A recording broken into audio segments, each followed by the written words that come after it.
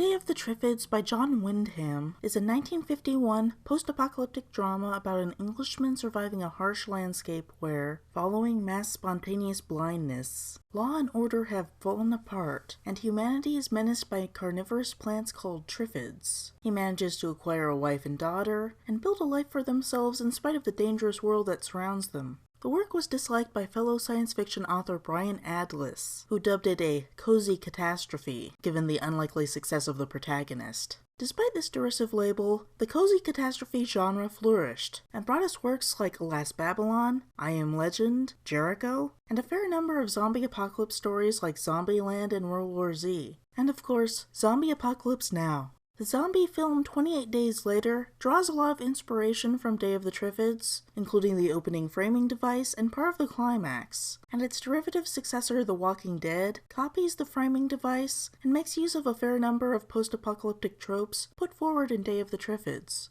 When reading it, it's impossible for me to not make comparisons to modern zombie stories, and various similar stories like Why the Last Man, and even Chicken Nuggets the Raptor Apocalypse.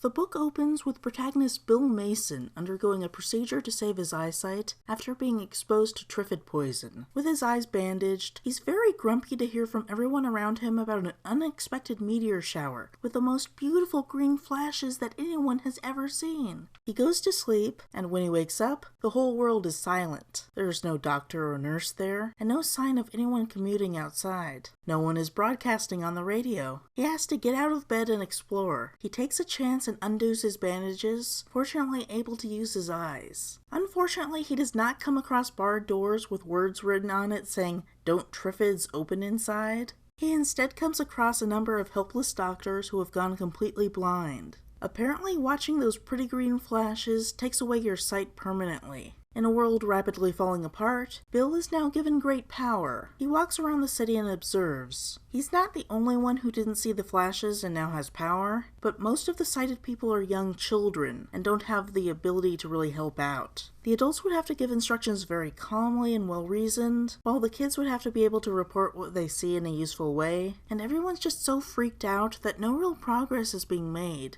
At the risk of a really bad pun, it's the blind leading the blind. Bill observes a group of people trying to get into a grocery store for food. They struggle with the closed door, and it takes one wiser man to break the window. The others with him cling to the idea of it being morally wrong to do it, but the guy says that their need to eat supersedes any idea of property, and that the structure of morality they follow is outdated. And then they follow his lead and retrieve food. This seems to indicate that the wiser guy is educated about some kind of socialist ideology, and can bring this education to the working class. He's coded as rich with a business jacket. I think this is what the author intends, but it ends up being classist and awful. We are informed that civilization is ending, although we're shown very little of it at this point, and this guy is encouraging looting not just as a necessity in a disaster scenario, but because the whole concept of property is now rendered invalid. Because he says so. Maybe the store owner won't return and try to return to business, but maybe he will, and he deserves to have his property remain intact. This guy saying, "I've decided property is invalid, so I can take what I want like a bandit," is a major jerkface, and I'm pretty sure he represents the author's perspective. The fact that Bill doesn't help anyone here and just observes people suffering emphasizes the apathetic tone of the story. The author was interested in exploring the intellectual concerns of what if Western society collapsed, both from a practical and sociological standpoint, and the book explores the possibilities as he saw them. Bill acts in a standoffish manner in the same way that the author does in examining the subject, and through this framing, the reader is also encouraged to hold the people affected at a distance. This especially comes out when Bill runs into a gang, a group of men who embrace the anarchic nature of the world around them with savage abandon. They decide they want the company of a group of nearby women, so they decide to divide them amongst themselves. They each grab a pretty woman and take her against her will to be a sex slave. Bill tries to save them, but the gang beats him up and leaves with the women. Okay? And then Bill realizes that he was being stupid.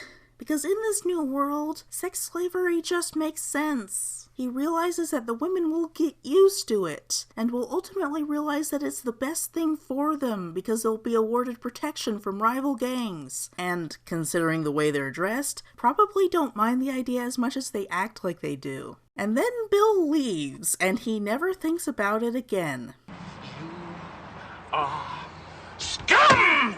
What the hell? This is outright misogyny, slut-shaming, and rape apologism. Step aside, Thomas Covenant. You've got a contender for most anti-feminist protagonist. You are scum! This is horrifying. Just horrifying. This is what rape culture looks like right here, and I know there'll be some science fiction fans trying to defend it, saying, but it's a new world, it makes sense for this new world. You make everything you touch dirty! Oh, at least the film cleans it up. Anyway, you may be noticing a distinct lack of Triffids in the book with Triffid in the title. They're surprisingly few and far between. Shortly after civilization falls, Bill fills us in on the Triffid backstory. They are a genetically engineered plant created for some valuable oils. They have the ability to walk, shoot poison barbs, and communicate with each other. They escaped from their labs and caused some danger before people figured out how to manage them and remove their barbs. They then became very fashionable as a lawn ornament. After civilization falls, wild Triffids become dangerous. Or so the author tells us. I mean, they're a hazard, they make life difficult, but we don't see them very much. And when we do see them, they aren't described in great detail. We don't battle Triffids in epic fight scenes. They might as well be alligators, a dangerous pest and nothing more. Why have Triffids at all?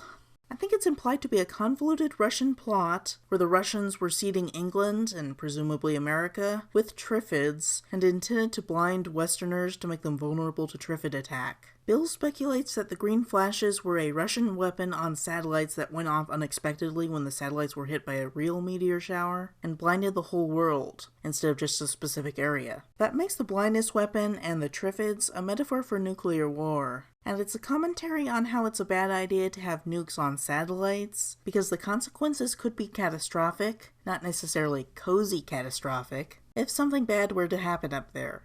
I told a biologist friend about the Triffids. He said, plants that are sentient? They have no nervous system, no reticular activating system. They move? Ridiculousness. That is stupid. So I guess chicken nuggets, the raptor apocalypse, might actually be more plausible. Bill wanders around the apocalypse. He runs into various groups who have different takes on the apocalypse, allowing the author to explore them, and he makes friends with a woman named Josella. They join one peaceful group for a time, and they explore the idea of polygamy, which kind of bothers Bill, but there's a good reason for it in theory. Josella kind of likes the idea of being married with 2 other women, and it's an interesting contemplation of alternative social structures, similar to the polyandry in The Moon is a Harsh Mistress. In the middle of all this is a commentary on gender roles. I don't like the tone it takes. It makes the mistake of taking women as a group as one entity that contradicts itself, instead of recognizing the multitude of social groups interacting in different ways. But it does make some valid points about the failures of feminism to erode gender roles. It just confuses feminists with women who work with patriarchy to benefit from benevolent sexism. Instead of focusing on a specific group of women who are not inclined to challenge traditional gender roles and contrasting them with the feminists who are, it says, women say this, but they act like this, so here's this analysis on women's actions versus what they say. It looks at why women may be disinclined to learn automotive skills, and it does make some valid points, but I really don't like the tone. The polygamous group is attacked by a hostile group led by a man named Coker. Bill and Josella get separated, prompting Bill's attempts to reunite with her. He runs into a teen girl named Susan and becomes attached to her, eventually taking her in as an unofficial adopted daughter. They find Josella and start a family in an abandoned farm, growing crops and keeping Triffids at bay behind a fence. There's a big time skip, and then a representative of a feudal group, composed of the remains of the British government, tries to take over and take Susan away because they don't have legal adoption papers. Bill's family escapes, lets the Triffids in to overrun the farm, and heads to settle on the Isle of Wight. And so concludes Day of the Triffids. Day of the Triffids is interesting as a post-apocalyptic novel. If you're interested in the genre, it's nice to take a look at one of its defining works. Because of the presence of Josella and Susan, it doesn't feel lacking for female characters like many works do. It's no zombie apocalypse now, though, and its standoffish masculine tone is very off-putting. And then there's the whole sex slavery thing. It just makes me hate Bill and his rape apologism. You make everything you touch dirty! If you're interested in Triffids, my advice is to watch one of the film adaptations, or that episode of Star Trek where Spock turns into a hippie. Leave the novel back in the Cold War to rot. Blinded by the light, wrapped up like a douche, another runner in the night. Blinded by the light. Please remember to like, share, subscribe, and check out related videos. And if you want to be added to the waiting list for paid commissioned videos, please email me at goingrampant@gmail.com.